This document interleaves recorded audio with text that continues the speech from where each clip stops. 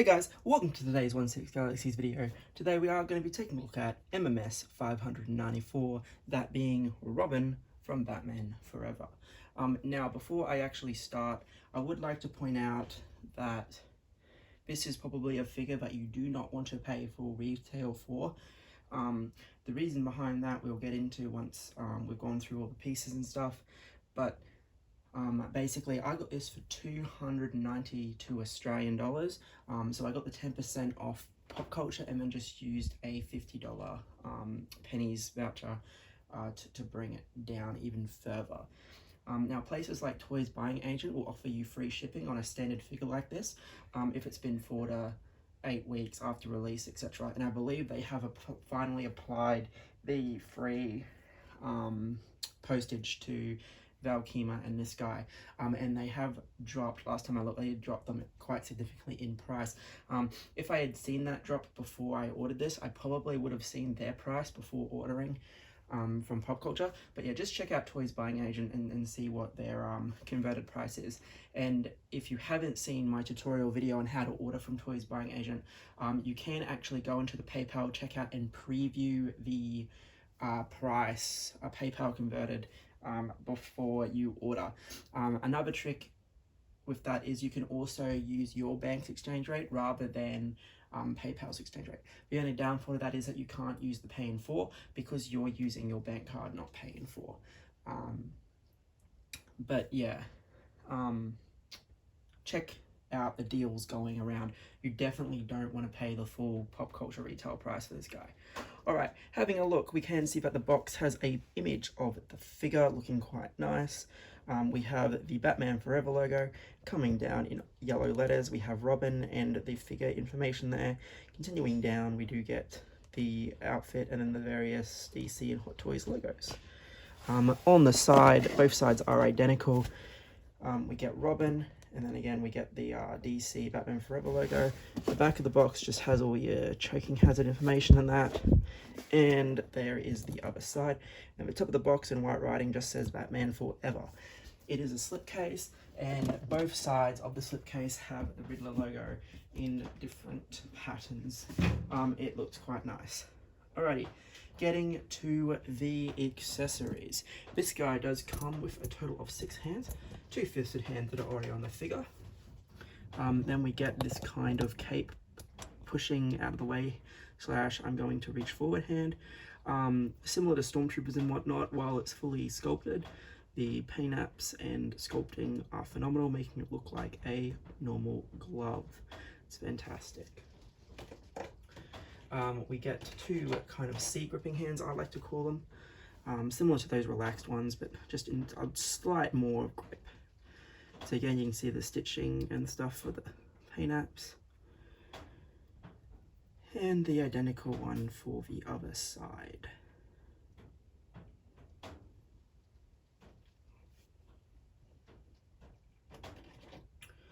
Placing those back in the tray, we do get a hand for possibly holding a Batarang or something like that. You'll notice that there is no kind of a like bow staff / lightsaber holding hand, as a lot of people refer them to. That is basically because this is the Batman Forever Robin, not the Batman and Robin, even though the suit was very similar. He wasn't really using the bow staff in this particular film. I don't believe, it's been a while since I've seen it, but Robin didn't really do too much. He was mostly a driving point for the plot. So we've got Robin, and then we have that same very awesome Batman Forever logo. My other minor gripe is we've gone back to the really ridiculously oversized display stands that Joker and 89 Batman had. There's no need. Like, you can only fit 2 of these in a Detolf before it starts to look crowded. I'm going to have to move a few of the Doctor Who figures out of the way and kind of place them on the shelf in there until I get more module cases, just simply because the size of these stands are so big.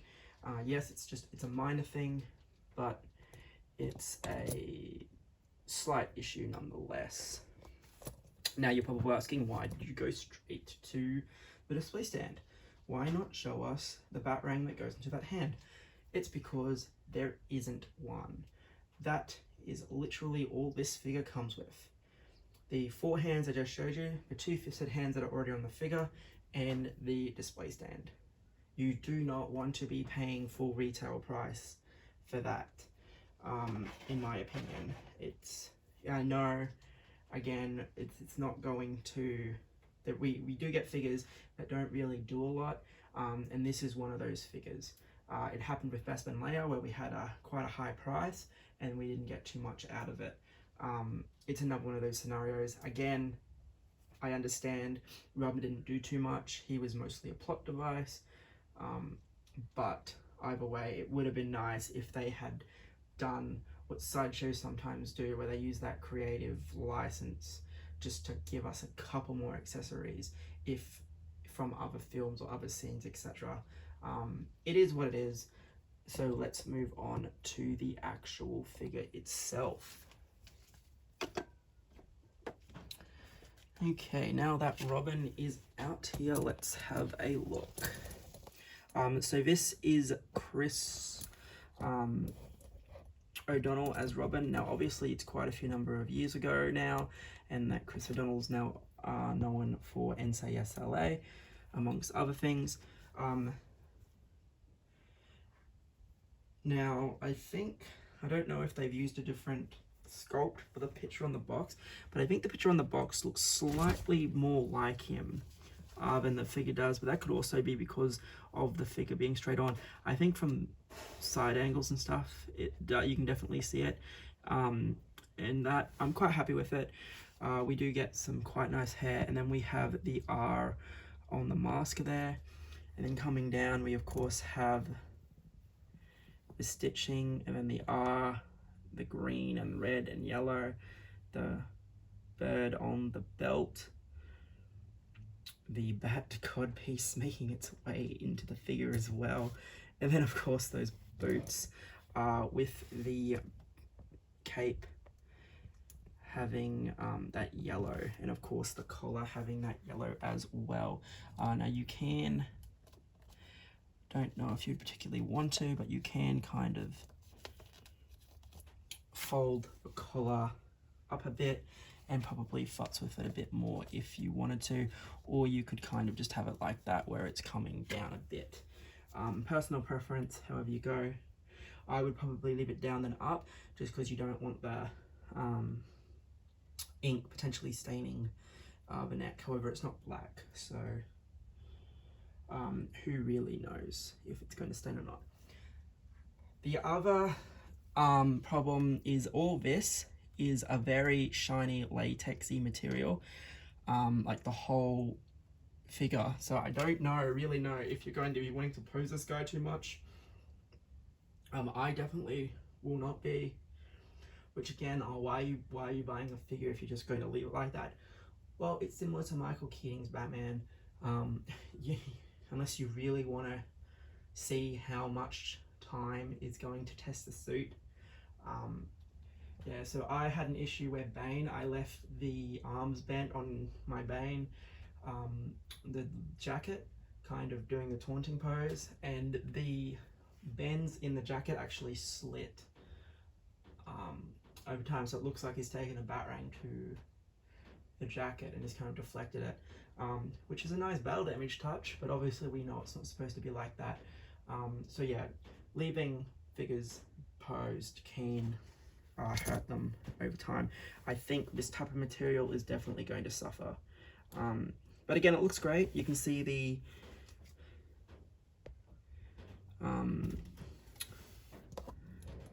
different symbols on the boots there.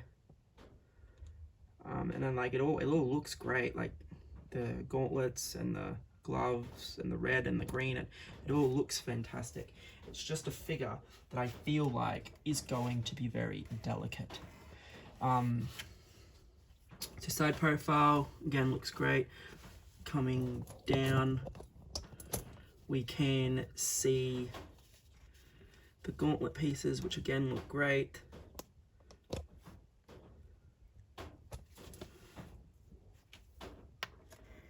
We do have a pleather like backing for the cape as well, so flaking may be a thing, maybe. I very rarely had a problem.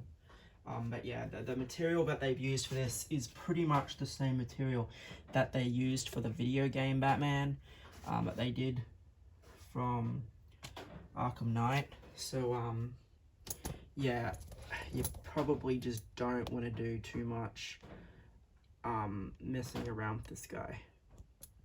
Which again is kind of why I figured, well, if you want to get this guy, try and save as much money as you can. Of course, I'm not saying lowball people that start selling this figure or anything like that. Everybody hates a lowballer, but there are other avenues to get figures cheaply. And like I said, Toys Buying Agent is one of those places. You can pick